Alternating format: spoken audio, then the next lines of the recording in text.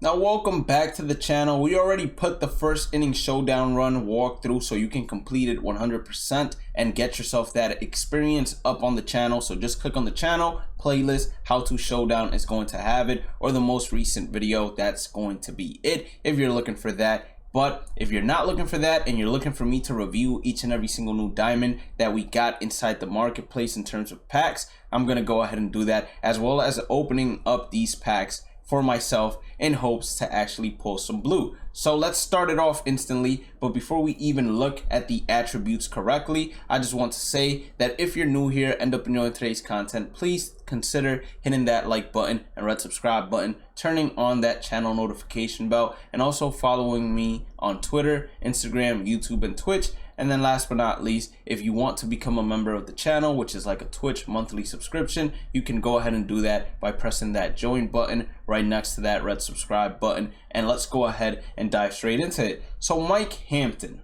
he has a sinker, a 4-seam fastball, a cutter, and a changeup and a slider. So 2 off-speed pitches and then 3 fastballs. What I like is the speed differentials between the changeup and the slider. You got a 4-speed differential there, and then the sinker and the cutter at the same speed is actually pretty good because it's going to be able to disguise the sinker and the cutter, since the hitter is not going to know till the end which way it's actually going to break. Now the fastball at 92 miles per hour, clearly it's not overpowering, but if you do know how to mix your pitches well and just do it effectively, I believe that in the latter difficulties, Hall of Fame and Legend, this card is definitely going to be a good one. In the earlier difficulties, he's probably going to get teed off on, but that's the case with most pitchers in the lower difficulties. Now, what makes him special is he's a silver slugger, which means exactly what you might have been thinking of. When you press square and you look at his hitting attributes, he's great against left-handers for a pitcher and great against right-handers for a pitcher. So you have a very good fielding pitcher that can also serve as a 9th bat for you. I mean, is he worth 30K? I'd say 100%. 100% worth 30K. We look at the next guy inside the pack, Adley Rutschman. Now Adley, he's a switch hitting catcher. Once you get him to parallel 4, he's gonna have 80 power against right. Once you get him to parallel 5, he's gonna have 79 power versus left. His fielding is gonna go to diamond, and his arm strength is gonna go to diamond as well.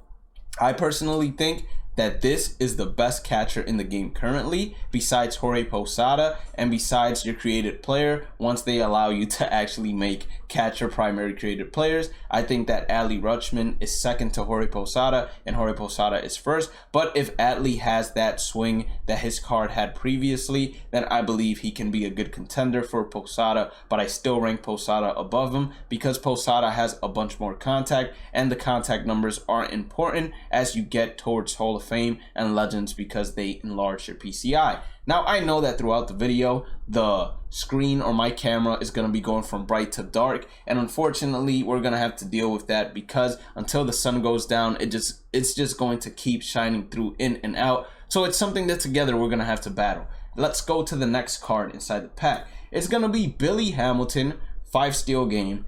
I didn't know that they were going to make cards like this, but making cards like this just opens up the entire arsenal of the kinds of cards they can make inside this game. A 91 overall, I personally feel like that is highly inflated. He's not too great against right-handers, but he is a lefty, or actually switch hitter, so it doesn't even really matter. He's gonna have a good swing, and then the speed is obviously the best in the game, 99 everything, even though you can't see it. His fielding is pretty good. His arm strength is pretty good. Is he worth 30K? I believe no. You can get better options at center field rather than getting him.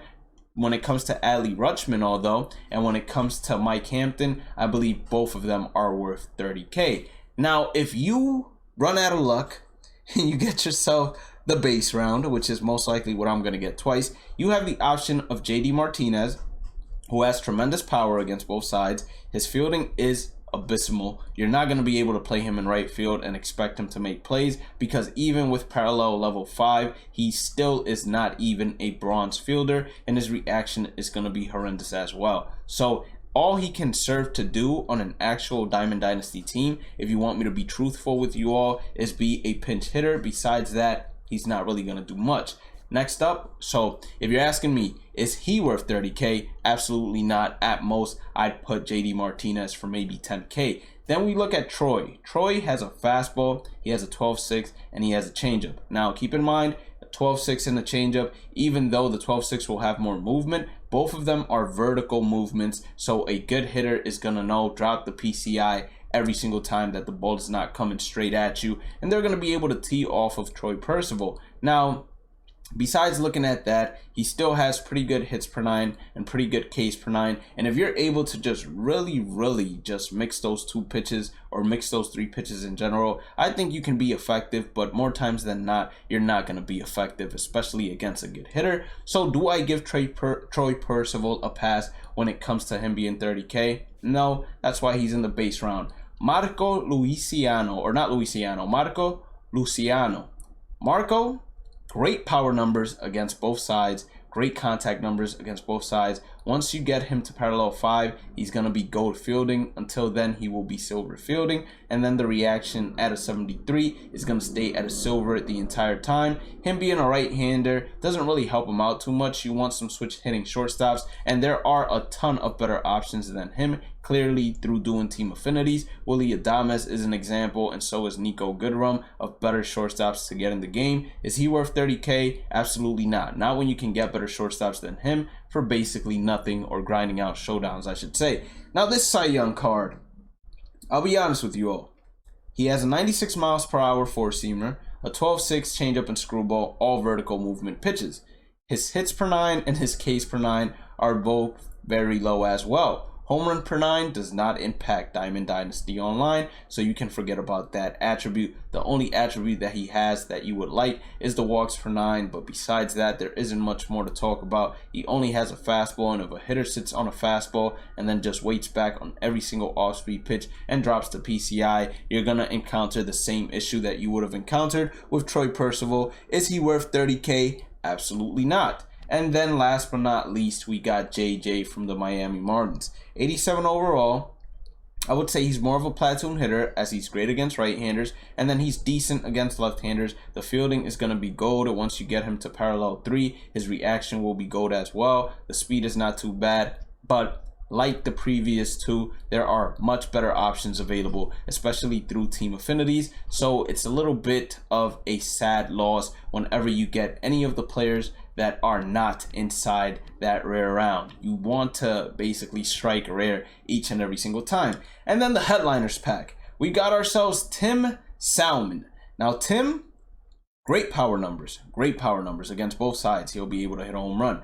Now, his PCI is going to shrink tremendously when facing left-handers as opposed to right-handers. His fielding and reaction are both bronze, and then speed at a 58 is not too bad. Is he worth the 35K if you open basically 35 headliners? I would say no. There are good enough options like Joey Gallo, and you could even put in right field. Who is someone else that plays right field? You can play players at their secondary positions in right field. You can even put that Jorge Soler, and he's going to give you similar production to Tim Salmon. So no, I don't think he's worth the 35K, but if you're lucky enough to get him within one of the first packs, then clearly you struck gold, because you'll be able to sell him for a good amount. And now it's time for the moment you all have been waiting for. It's time for me to go ahead and open up these packs. So we're going to start with the standard pack that we have.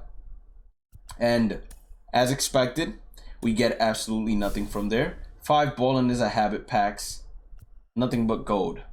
We get ourselves our second Luke Voit, which Luke Voit, as I've said previously, is one of the best budget beast cards you can get in the game. We get ourselves our second Matt Olson, and each and every single time you see me get a duplicate, that means I'm going to sell them instantly. We get ourselves George Springer. That means that we're pretty close to completing that Blue Jays collection. Seth Lugo, he can be added to our bullpen currently because he always has a pretty good arsenal inside the game.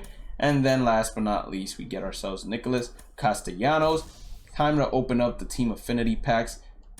Ooh, second George Springer. That means that we're selling one of them. I feel good about that at least. We made ourselves a solid 3K. Get ourselves Will Myers.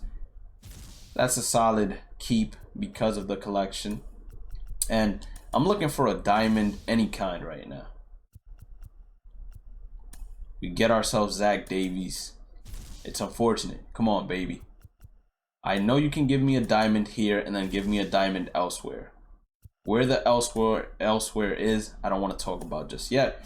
Now, these are the packs that you get from Team Affinity. They really help out your collection. And if you already have, let's say, one of the cards available or the cards that you get, then it just helps you make some stubs in terms of just going ahead and selling your duplicates. So make sure you open up these packs and either collect the players within the packs or check if they sell for an absurd amount. And if they do end up selling for an absurd amount, go ahead and sell them. Okay, we got this from the XP program. Let's see if we can get ourselves Josh Donaldson.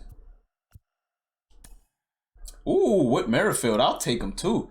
I feel like if he heats up, we'll be able to get him as a diamond. Let me save the good packs for last. Here, I'm going to take Salvador Perez as the first one, 100%. And then the second one is going to be Jose Berrios. I'm going to leave our shortstop for last.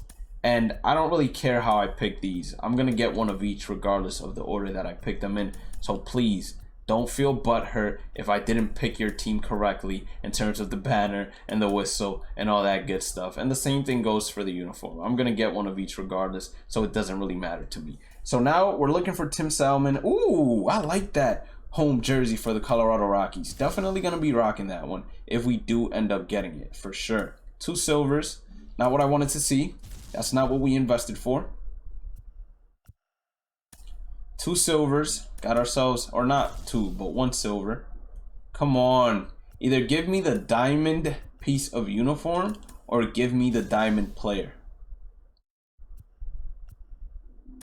This is so sad. It really is so sad.